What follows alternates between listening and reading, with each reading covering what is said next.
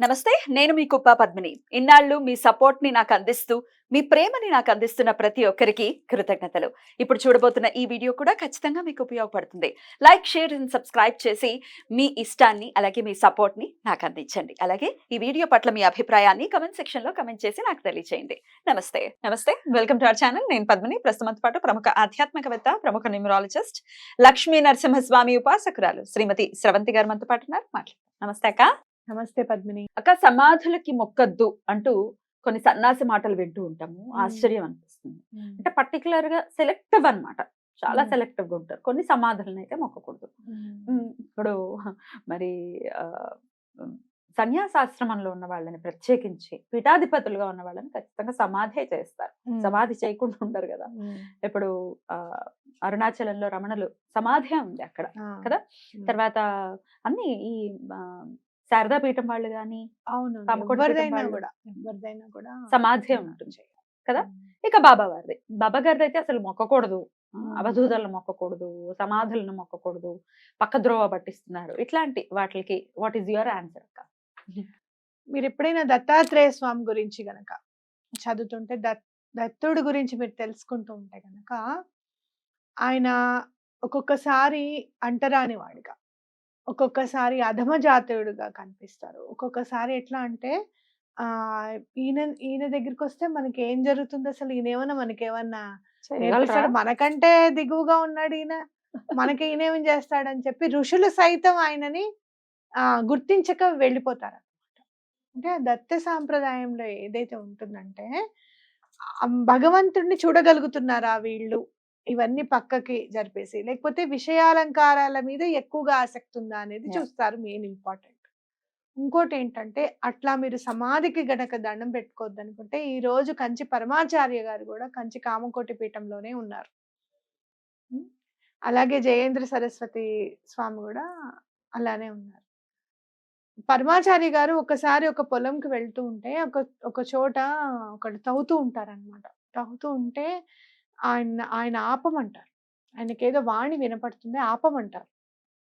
ఆపమని అక్కడ కూర్చొని ఆయన జపం చేసుకుంటారు, మెడిటేషన్ చేస్తారు. చేసినప్పుడు స్వామి అక్కడ కనపడతారు. ఆయన కూడా కంచి కామకోటి పీఠాధిపతులట. ఒకప్పుడు ఆయన అక్కడ సమాధి చేయడం జరిగిందంటే, ఈయన 68 ఆయన కదా, ఎక్కడో 11వ 12వ పీఠాధిపతి, నాకు సరిగ్గా గుర్తులేదు. అప్పుడు ఆయన అమ్మో ఆ స్థలం మాకు కావాలి అని చెప్పి కొంటారు. ఆయనది పునరుద్ధరిస్తారనమాట ఆ సమాధి. అంటే ఎక్కడైతే వాళ్ళ ఎనర్జీ అనేది ఎప్పుడు కావాలి అని అనుకుంటామో, వాళ్ళది తప్పకుండా సమాధి చేస్తారు. అంటే సాయిబాబా గారిది కూడా ఎనర్జీ ఎప్పటికప్పుడు కావాలి.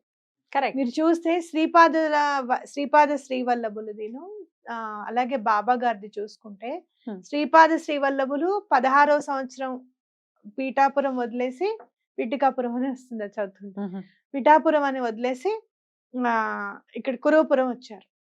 బాబా గారు కూడా మళ్ళీ 16 సంవత్సరాలప్పుడే ప్రకటితమయ్యారు. అవునా కదా. భిక్షకి ఇంపార్టెన్స్ ఇచ్చారు శ్రీపాద శ్రీవల్లభులు వారు. బాబా గారు ఆయన కూడా 5 ఇళ్లలో భిక్ష తీసుకునేవారు. ఈయన కూడా 5 ఇళ్లలో భిక్ష తీసుకునేవారు. ఎన్నెన్ని కోఇన్సిడెంట్ అనుకుంటా. చాలా శ్రీపాద శ్రీవల్లభుల జీవితంలో జరిగినవి, బాబా గారిది చాలా కోఇన్సిడెన్స్లు ఉంటాయి. మీరు చదివితే, ఎక్కిరాల భరద్వాజ్ మాస్టర్ గారు రచించిన గురుచరిత్ర చదివితే మీకు అర్థమవుతుంది. ఆయన చదివితే ఎంత క్లియర్ గా ఎక్స్ప్లెయిన్ చేస్తారు అని అంటే, అసలు బాబా గారు దైవం కాదు అని అనడానికి అసలు అలాంటి ఆలోచనే రాకూడదు. అలా ఎవరికైనా వస్తే గనక, బాబా గారిని నేను మొన్న అనుకున్నా, ఏంటి బాబా నువ్వు అసలు ఎందుకు వాళ్ళకి చెప్పవు, నీ గురించి నువ్వు ఎందుకు వాళ్ళకి చెప్పవు అని అంటే, నాకు అర్థమైంది ఏంటి అని అంటే, ఎవరినైతే ఆయన నమ్మారో వాళ్ళకి రుజువు చేసుకోవాల్సిన అవసరం ఉంది, కానీ నమ్మని వాడికి ఇంకేముంది, ఏం పర్వాలేదు, వాడు ఇంకా అధమంగా వెళ్ళిపోతాడు, గురునింద చేసుకుంటూ కిందకి దిగజారిపోతున్నాడు. ఆ కిందకి దిగజారిపోతున్న వాడిని పైకి తీసుకురావాల్సిన అవసరం ఏం లేదు. ఎవరైతే ఆయనని నమ్మారో వాళ్ళని చేయబట్టుకుని లాగుతారు. ఒకవేళ మనం ఏదైనా పాపం చేస్తున్నా, తప్పు చేస్తున్నా, ఇది కరెక్ట్ అని చెప్పి తీసుకుని వస్తారు అనమాట. అది నాకు అర్థమైంది. దత్త సాంప్రదాయంలో ఎప్పుడు కూడా సమాధి అని అనుకోకూడదు. అది ఎనర్జైజ్ పాయింట్. అది కరెక్ట్ అక్క. వాళ్ళు దిగజారితే వాళ్ళ కర్మ, అంతే. వాళ్ళ తలరాత అంతే. వాళ్ళ వల్ల ఇంకో 10 మంది కూడా అదే బాటలో వెళ్ళడం, ఇలా వీళ్ళు ప్రేరేపించటం. పోనీ నమ్మకుండా ఉండి ఒక రకంగా ఉంటే ఇంకొక సెక్షన్ అనుకోవచ్చు. అసలు వీళ్ళు ఎంత నెగటివిటీ స్ప్రెడ్ చేస్తారంటే, ఫాలోవర్స్ కూడా నేను చూస్తున్నాను కమెంట్స్‌లో బూతులు తిడుతూ. వీళ్ళు ఏ మార్గంలో ఉన్నారసలు? ఎట్లాంటి బూతులంటే అది మనం చదవలేం. అంత నీచాతి నీచంగా బూతులు మాట్లాడుతూ ఒక్కొక్కసారి ఎట్లా అనిపిస్తుందంటే వీళ్ళు ఇలా తిడుతున్నారు కాబట్టి మనం కూడా తిట్టాలని, మనం కూడా అదే మార్గంలోకి వెళ్ళి అరెరే ఏంట్రా నాయనా ఇంత వాళ్ళేదో అశుద్ధం తింటున్నారని మనం కూడా అదే తింటామా అన్న స్ఫురణకు వస్తుంది మళ్ళీ. కరెక్ట్ కాదు. ఎందుకంటే కుక్క అరుస్తుంది, దాని నైజం అదే. అలానే నేను కూడా అరవదు కదా, అది నవ్వుకుని పోతుంది పక్కకి. రైట్. అయితే నేను ఇప్పుడు అడగదలుచుకున్నది, వాళ్ళు ఎటుపోయినా పర్వాలేదు కానీ వాళ్ళ వల్ల ఇంకా ఇంకో 10 మంది, 100 మంది, 1000 మంది, ఎంతో లెక్కలేదు, వాళ్ళు కూడా దిగజారే పరిస్థితుల్లోనే ఉన్నారు. మరి వాళ్ళ పరిస్థితి ఏమిటి? నేను చెప్తాను చూడండి. నేను 6వ క్లాస్‌లో నాకు బాబా గారు తెలుసు. 6వ క్లాస్‌లో నేను ఒక క్లాస్‌కెళ్తుంటే, డాన్స్ క్లాస్‌కెళ్తుంటే మా అమ్మ నాకు కింద పైజమా ఎక్కడుంది అని అడిగితే అప్పుడు ఉతికి పెట్టేవాళ్ళు. నాకు కనిపించకపోతే చుట్టాలున్నారు. రెండోసారి అడగాలంటే కూడా భయం నాకు. అంత భయంగా ఉండేది మా అమ్మ దగ్గర. కనపడలేదా అనంటే, కనిపించలేదా అని అరుస్తుంది భయానికనమాట. కనిపించలేదని చెప్పకుండా నేను వచ్చేస్తూ వెళ్ళాలంటే భయం. డాన్స్ క్లాస్‌కెళ్ళాలంటే సారు తిడతారు కదా మరి. అని చెప్పి ఏం చేయాలి అని చెప్పి సర్లే అమ్మకి ఇంటికెళ్ళాక నెమ్మదిగా చెప్దామని గుడికెళ్ళిపోయాను. బాబాగారి గుడికెళ్ళిపోయా. దిల్షుఖ్నగర్ బాబా టెంపుల్‌కెళ్ళిపోయా. చిన్న బాబాగారు ఉండేవారు. అక్కడి నుంచి స్టార్ట్ అయింది నాకు బాబా గారి మీద భక్తి అనే అనుకో, ప్రేమ అనే అనుకో, అలా తీసుకొచ్చుకున్నారు బాబాగారు నన్ను. అయితే మ్యారేజ్ అయిన తర్వాత, మ్యారేజ్‌లో ప్రపోజల్స్ వస్తున్నప్పుడు మా మామగారు నన్ను అడిగారు, "ఏంటి బాబా గారిది ఇంత పెద్ద ఫోటో ఉంది మీ ఇంట్లో, నువ్వు నమ్ముతావా బాబా అని?" అంటే నిస్సంకోచంగా, "నేను బాబా భక్తురాలిని. నాకు చాలా నమ్మకం ఆయనంటే. ఆయనంటే నాకు ప్రాణం" అని నిస్సంకోచంగా చెప్పా. అయితే ఇక్కడ ఏమైనా మ్యాచ్ మిస్ అవుతుందేమో. అప్పుడు ఇంకా బాబా గారిని పూజించే వాళ్ళు చాలా తక్కువ. అవునా? తక్కువ. నమ్మిన వాళ్ళు చాలా మంది ఉండేవాళ్ళు. నమ్మని వాళ్ళు కూడా అంతమందే ఉండేవాళ్ళు. అలాంటప్పుడు నేను బెదరలేదు. నేను బాబా గారిని పూజిస్తాను అని చెప్పడానికి బెదరలేదు. నేను బాబా గారి సచ్చరిత్ర చదవడానికి బెదరలేదు. అంటే నువ్వు ఒక గురువుని నమ్మినప్పుడు నువ్వు మనసులో ఎంత ఖచ్చితంగా ఆయన దృఢంగా. ముద్రని నిలుపుకోవాలి అనేది ఇదొక ఎగ్జాంపుల్. అది దృఢ బాబా గారితో నిశ్చయంతో ఎలా ఉన్నారు అనేది ఒక ఉండాలి. పరీక్ష మీకు. అంతే ఉమ్. ఉండాలి. ఉమ్. ఇప్పుడు ఎవరైనా వచ్చి మీ అమ్మ మంచిది కాదు అని చెప్తే ఏ బిడ్డ కూడా మా అమ్మ మంచిదనే అంటుంది కానీ కాదు అని అన్నది. మా అమ్మ చాలా మంచిది, ఏదో కోపంలో అట్లా అంటుంది కానీ అని చెప్పి. అలాగే నువ్వు నమ్మిన దైవం మీద, నువ్వు నమ్మిన గురువు మీద కూడా నీకు అలాంటి ప్రేమే ఉండాలి. ఇంకోళ్ళు ఎవరో చెప్పారు అని చెప్పి అది కాదండి అని వాళ్ళని వాళ్ళకి ఇదవ్వకూడదు. ఎన్నో సార్లు ఎన్నో టీవీ ఛానల్స్ డిబేట్స్ పెట్టాయి. బాబా గారు ఎవరు, బాబా గారు ఇది, బాబా గారు అసలు బాబా గారు కానే కాదు, అబ్దుల్ బాబా గారి ఫోటో అది, అసలు బాబా గారు అలా ఉండేవారు కాదు, ఇలాంటివి ఎన్నో డిబేట్స్ పెట్టారు. అలా డిబేట్స్ పెట్టినప్పుడు నేను అనుకున్నాను, వీళ్ళు ఎంత పాపం చేస్తున్నారు అసలు ఇలా వచ్చి మాట్లాడి. వీళ్ళకి ఎందుకు ఎలా ఉంటే ఒక సెట్ ఆఫ్ ఆడియన్స్, ఒక సెట్ ఆఫ్ పీపుల్ ఎవరైనా నమ్ముతున్నారు అంటే అది నమ్మకంగా వెళ్ళాలి. అవునా కదా? ఎవరైనా ఇంకోటి ఖచ్చితంగా గమనించండి మీరు. మన హిందూ ధర్మంలో నమ్మిన వాళ్ళ గురించే మన హిందువులే ఇది కాదు, అది కాదు, ఇది సనాతన ధర్మం కాదు అని చెప్తూ ఉంటారు. దానికి వీళ్ళు ప్రోగ్రామ్స్ చేసేసి డిబేట్స్ పెడుతూ ఉంటారు. అదే పరధర్మం ఎవరిదైనా ఒకటి తీసుకొని మాట్లాడమని చెప్పు, ఏం మాట్లాడు. వీళ్ళకి ఇంత ఇంత కూడా వీళ్ళకి ధైర్యం కాదు.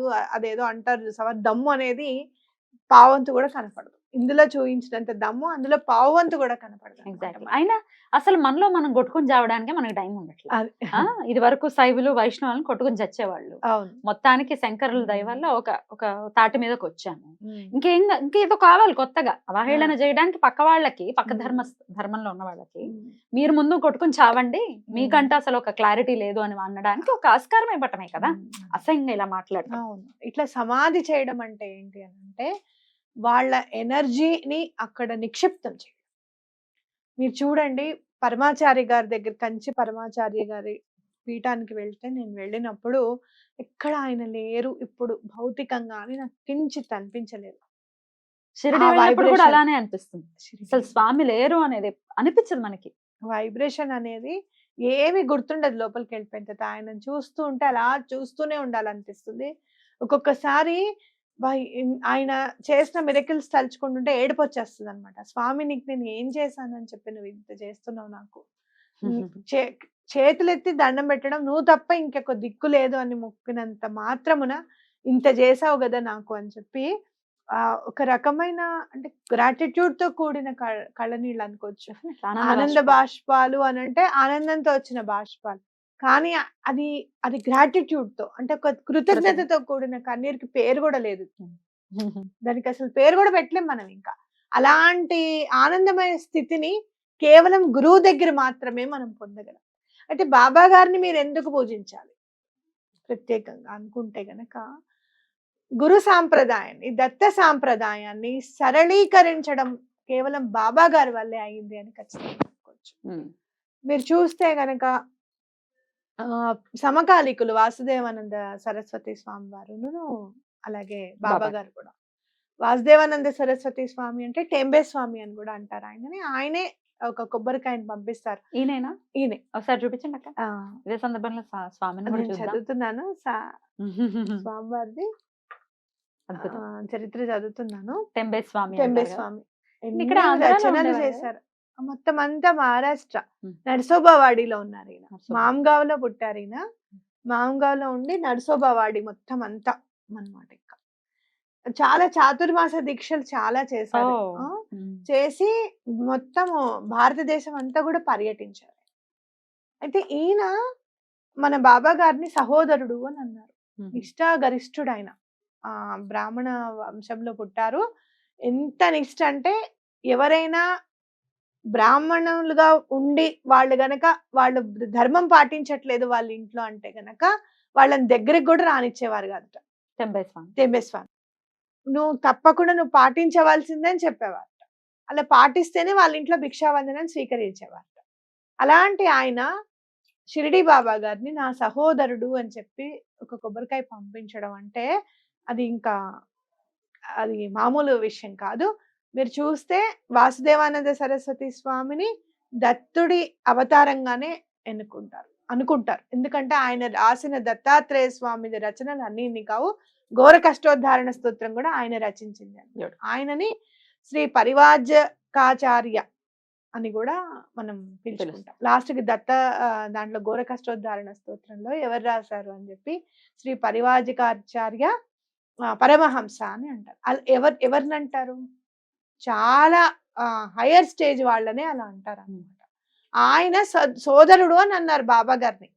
ఇంకేం కావాలి నీకు? అథెంటికేషన్ బాబా గారిని పూజించాలి అనుకోవడంలో చెత్త ప్రశ్న ఒకటి విన్నానక భలే అసలు ఆశ్చర్యం అనిపించింది. ఇంత కింద స్టేజ్ లో ఉన్నారేమిటి ప్రశ్నలు వేయటం.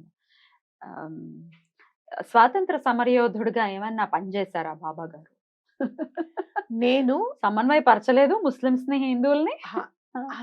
అది చెత్త ప్రశ్న అని నువ్వు అనొచ్చు. అయితే అలా కాదక్క, నేనేమనుకుంటున్నాను నా మనసులో ఉన్న భావం చెప్పేస్తా, తర్వాత మీరు ఆన్సర్. ఇప్పుడు డివైడ్ అండ్ రూల్ లో ఉన్నారు బ్రిటిషర్స్. వాళ్ళని మనల్ని డివైడ్ చేసేసి పరమత సహనం ఉంది, మనకి ముందు ఉంది, బ్రిటిషర్స్ కి ముందు ఉంది, ఎప్పటికీ ఉంటుంది కూడా. అందరూ కలిసిమెలిసిగా ఉండేటటువంటి పరిస్థితి మన దేశంలో ఉంది. అయితే ఆ సమయంలో ముస్లింస్ ని హిందువుల్ని డివైడ్ చేసి రూల్ చేయాలి, అప్పుడే మనం అనుకున్నది సాధించవచ్చు అనేది వాళ్ళ థాట్ ప్రాసెస్. ముస్లింస్ ని హిందువుల్ని సమన్వయపరిచి ఒక తాటి మీద తీసుకొచ్చి మీరు సహోదరులలాగా ఉండాలి అని చెప్పి ముందుకు నడిపించి అందరినీ ఏకం చేసిన మరి విధానాన్ని స్వాతంత్ర అది ఫ్రీడమ్ ఫైటర్ గా మనము కన్సిడర్ చేయకూడదా? I don't understand. మనకి తప్పకుండా చెయ్యొచ్చు. ఇంకోటి కూడా, నేను చిన్నగా ఒక 18-19 years ఉంటాయి. అప్పుడు బాబా గారి భక్తుడు ఒక ఆయన నేను అడిగాను, ఈయన ఏమన్నా స్వాతంత్రం గురించి ఏదన్నా చేశారా అని అడిగితే I don't remember the name. ఒక ఆయన వచ్చి బాబా గారిని అడిగారట, స్వాతంత్రం ఎప్పుడు వస్తుంది మనకి అంటే. కొన్ని సార్లు ఏమవుతుందో చెప్పనా, జాతకం ఉంటుంది కదా, భూమికి కూడా జాతకం డెఫినెట్లీ. అంటే ఆ టైంలో ఇండియా ఎలాంటి పొజిషన్ లో ఉంది అంటే పూర్వం చేసిన కర్మనంతా అనుభవించాలన్నమాట. ఇప్పుడు కలియుగమేగా మనం ఉన్నది, అవునా కాదా? అంటే భూమాత కూడా సహనం పడి పడి పడి పడి ఒక స్టేజ్ లో ఆ కర్మను అనుభవించే టైం మనకు వస్తుంది.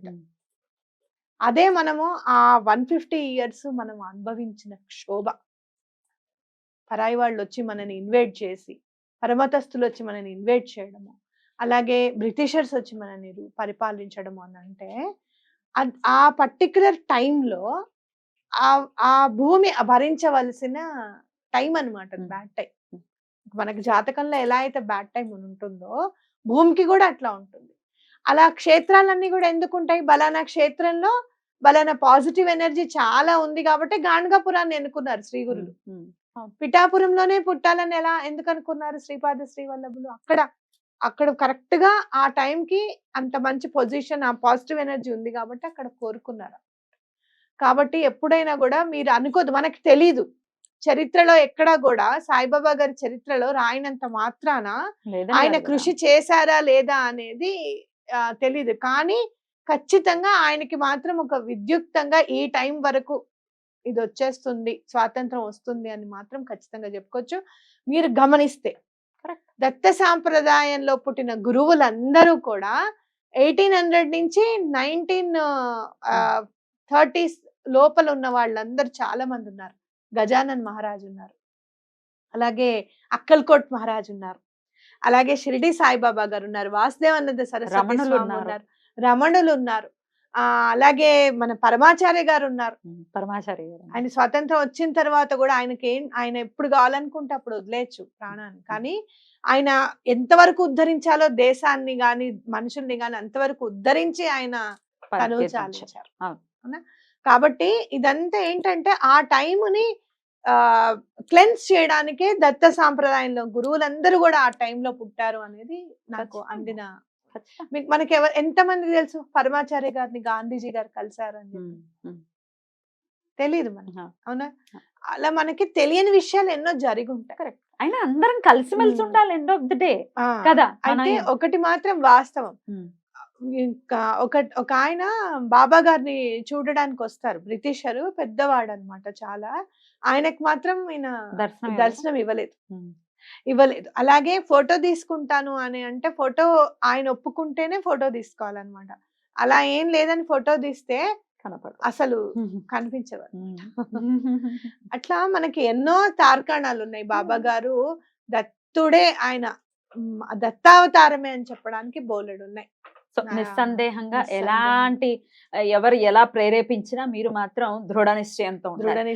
స్వామి కూడా మనల్ని పరీక్షిస్తున్నారని అనుకోవచ్చా? ఇట్లాంటి విన్నప్పుడు ఒక్కొక్కసారి మనసు తటపటాయిస్తుంది, మనం చేస్తుంది కరెక్టా, ఎందుకు సాయిని కొలుస్తున్నామన్న ఆలోచన ఒకవేళ మెదడులో ఏ సాంప్రదాయం అయినా తీసుకోండి, శ్రీపాద శ్రీవల్లభులది తీసుకో, శ్రీ గురువులది తీసుకో, అక్కల్కోట్ మహారాజ్ గారు, ఇట్లాంటి పరీక్షలు ఇలాంటివన్నీ కూడా చాలా స్ట్రాంగ్ అయిన వాళ్ళందరూ కూడా నేను చూస్తున్నాను కాబట్టి చెప్తున్నా. బాబా గారు చాలా ఈజీ, ఆయనని తొందరగా అనుగ్రహం పొందడానికి మాత్రం షిరిడి బాబా గారు అన్నంత ఈజీ ఇంకొకటి లేదు పద్మిని. చాలా ఈజీ ఉండరు. అలా అప్పుడు ఏంటంటే మీరు ఆ బాబా గారిని అంటే దత్త సాంప్రదాయంలో అయ్యో వీళ్ళు ఇంకా ఈజీగా ఉండాలి, మనం అనుగ్రహం తొందరగా ఇవ్వాలి అని చెప్పి స్వామి మనకి ఉన్నారని చెప్పి ఖచ్చితంగా చెప్పుకోవచ్చు. రైట్, అద్భుతం అక్క. డెఫినెట్ గా నిస్సందేహంగా మనం ఖచ్చితంగా స్వామిని కొలుచుకోవచ్చు. అక్కడ 4 పూటలు కూడా షిరిడీలో మనం చూసుకుంటాం, అసలు ఏ సాయి గుళ్ళో అయినా హారతులు ఇవ్వటం కానీ, రుద్రంతో స్వామికి అభిషేకం జరగటం కానీ, అంతా ఎంత వైదిక క్రతువులు ఎంత అద్భుతంగా జరుగుతాయి షిరిడీలో. అయితే 2 కళ్ళు సరిపోవు అలాగా అవి చూస్తూ ఉంటే. అన్న గురు చరిత్ర చదువుతుంటే కూడా అసలు రుద్రము అంటే చాలా ఇష్టంట శ్రీ గురులకి. అవునా? అందుకే రుద్రాభిషేకం అని చెప్పి మనం అక్కడ చేస్తాను, చూసావా? సంకల్పం తీసుకొని మా కోరిక నెరవేరాలని చెప్పి అక్కడ కూడా శివుడికే చేస్తారు, చూసావా?